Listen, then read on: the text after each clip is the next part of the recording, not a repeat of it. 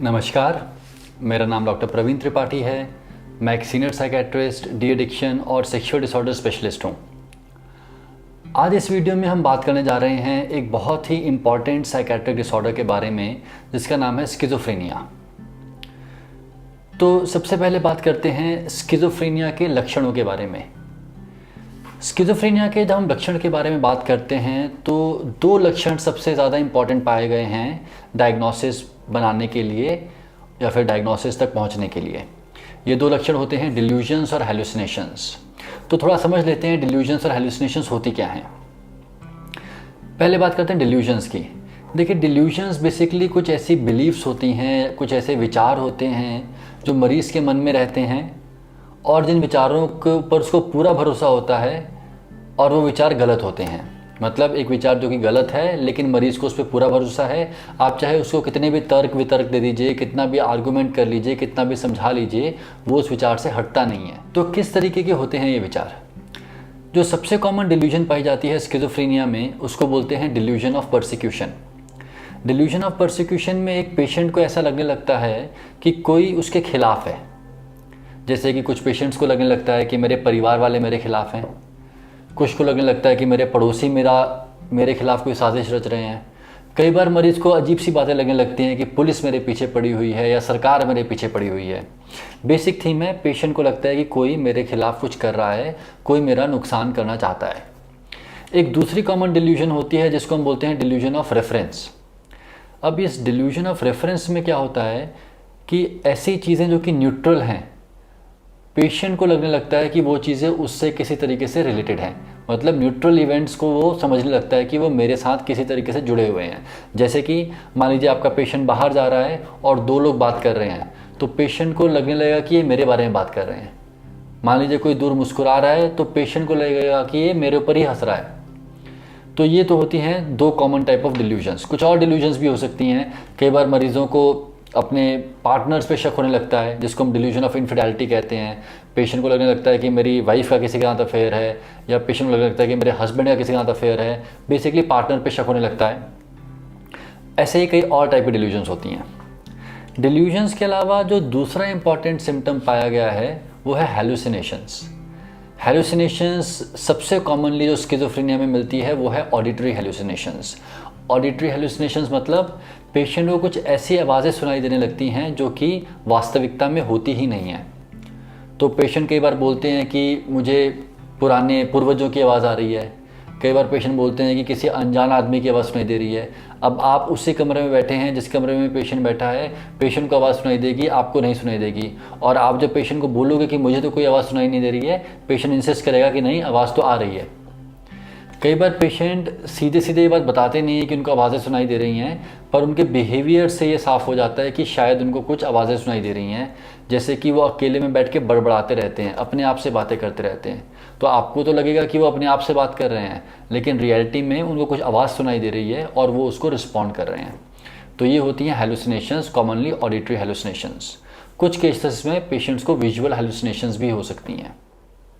Delusions और hallucinations के अलावा एक और इम्पॉर्टेंट सिम्टम होता है स्किज़ोफ्रेनिया का, जिसको हम बोलते हैं नेगेटिव सिम्टम्स। अब ये नेगेटिव सिम्टम्स क्या होते हैं? कुछ ऐसे सिम्टम्स या फिर कुछ ऐसी चीज़ें जो पेशेंट पहले तो नॉर्मली कर पाता था, अब नहीं करता है। जैसे एक नेगेटिव सिम्टम होता है एवोल्यूशन। एवोल्यूशन मतलब किसी भी मीनिंगफुल काम को ना करना। मतलब मान लीजिए आपका पेशेंट स्टूडेंट है जो पहले अच्छे से पढ़ाई करता था, अब पढ़ाई करना बंद कर दिया। मान लीजिए जॉब करता था, अब जॉब करना बंद कर दिया। मान लीजिए पहले घर वालों का रखरखाव ठीक से करता था, ध्यान ठीक से देता था, अब पारिवारिक जिम्मेदारियों से भी उनका मन उठ गया। तो पेशेंट दिन भर कुछ नहीं करता, बस या तो बैठा रहता है या लेटा रहता है, किसी भी टाइप के मीनिंगफुल काम को नहीं करता। एक और नेगेटिव सिम्टम होता है जिसको हम बोलते हैं एनेडोनिया। मतलब पहले जिन चीज़ों में मज़ा आता था या इन्जॉयमेंट होता था, अब नहीं हो रहा है। पेशेंट के पहले जो भी शौक़ थे, क्रिकेट खेलना, मूवी देखना, गाने सुनना, अब पेशेंट कुछ नहीं करता, उसको किसी भी चीज़ में मज़ा नहीं आता। एक और नेगेटिव सिम्टम होता है घर से बाहर निकलना बंद कर देना, लोगों से बातचीत करना बंद कर देना, बोलना बहुत कम कर देना। ये सब नेगेटिव सिम्टम्स होते हैं। तो यदि आपको ऐसा कोई भी व्यक्ति मिलता है जिसके अंदर डिल्यूजन्स या हेलुसिनेशंस या नेगेटिव सिम्टम मिलते हैं, तो बहुत ज़रूरी है कि उसको जल्द से जल्द एक नियरेस्ट साइकेट्रिस्ट के पास ले जाया जाए और इलाज शुरू करवाया जाए। ऐसा मैं इसलिए कह रहा हूँ क्योंकि ये सिम्टम्स इतने अजीब से लगते हैं कई बार कि जिनको जानकारी नहीं है उनको समझ ही नहीं आता कि ऐसी कोई बीमारी भी होती है क्या। तो कई बार वो पंडितों के चक्कर में, मौलवी के चक्कर में पढ़ने लगते हैं, उनको लगता है भूत प्रेत हो गया है, कुछ ऊपरी हवा हो गई है, और इस सब पूजा पाठ में काफ़ी समय वेस्ट हो जाता है, काफ़ी टाइम वेस्ट हो जाता है, और ठीक से इलाज टाइम पे ना शुरू हो पाने की वजह से पेशेंट की जो सिम्टम्स है वो बढ़ने लगते हैं। तो हमें टाइम वेस्ट नहीं करना चाहिए। अगर ऐसा कोई भी सिम्टम आपको मिलता है किसी व्यक्ति में तो उसको इमीडिएटली किसी पास के डॉक्टर के पास ले जाइए। स्किज़ोफ्रेनिया बीमारी होती कैसे है? जैसा कि हम जानते हैं कि स्किज़ोफ्रेनिया एक मानसिक बीमारी है, गंभीर मानसिक बीमारी है, जो लगभग 1% लोगों में पाई जाती है। तो ऐसा पाया गया है कि स्किज़ोफ्रेनिया डेवलप होने में जेनेटिक इन्फ्लुएंसेस और एनवायरमेंटल इन्फ्लुएंसेस दोनों काम करते हैं। क्या मतलब हुआ इस बात का? देखिए, जेनेटिक इन्फ्लुएंसेस मतलब जो व्यक्ति के शरीर में जीन्स हैं, अनुवांशिक कारण जो हैं, उनका काफ़ी मेजर कंट्रीब्यूशन रहता है स्किज़ोफ्रेनिया के डेवलप होने में। ऐसा पाया गया है कि यदि किसी इंसान के दोनों पेरेंट्स में, माता और पिता दोनों में स्किज़ोफ्रेनिया है, तो उसमें भी स्किज़ोफ्रेनिया होने की संभावना लगभग 40% होती है। और यदि किसी इंसान के एक पेरेंट में, माता में या पिता में स्किज़ोफ्रेनिया है, तो स्किज़ोफ्रेनिया होने के चांसेस लगभग 12% हो जाते हैं। तो ये जो बच्चे होते हैं जिनको बाद में आकर स्किज़ोफ्रेनिया डेवलप होता है, कई बार बचपन से ही इनके अंदर कुछ अजीब चीज़ें दिखने लगती हैं बीमारी डेवलप होने से कई साल पहले।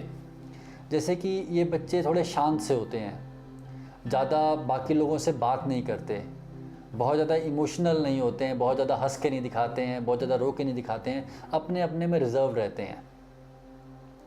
और फिर बाद में जाके लगभग 15 से 25 साल की उम्र के बीच में ये बीमारी डेवलप होती है। तो एक अनुवांशिक योगदान तो है ही है।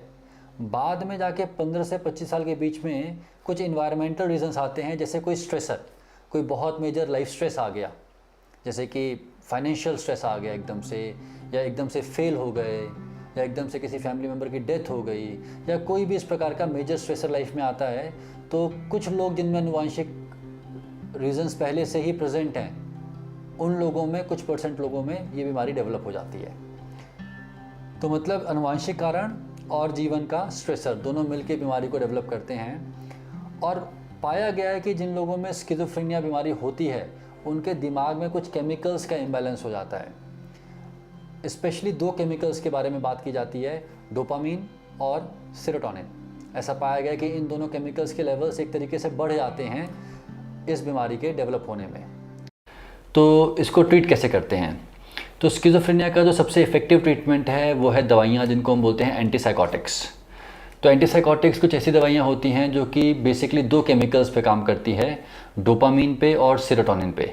इन्हीं दोनों केमिकल्स के लेवल बढ़ने की वजह से स्किज़ोफ्रेनिया होता है, और इन्हीं दोनों केमिकल्स को कम करने वाली दवाइयाँ स्किज़ोफ्रेनिया में कामगार या फिर असरदार पाई जाती हैं। तो एंटीसाइकोटिक्स को जो यूज़ करना है उसके बारे में कुछ इंपॉर्टेंट पॉइंट्स हमें याद रखने होते हैं।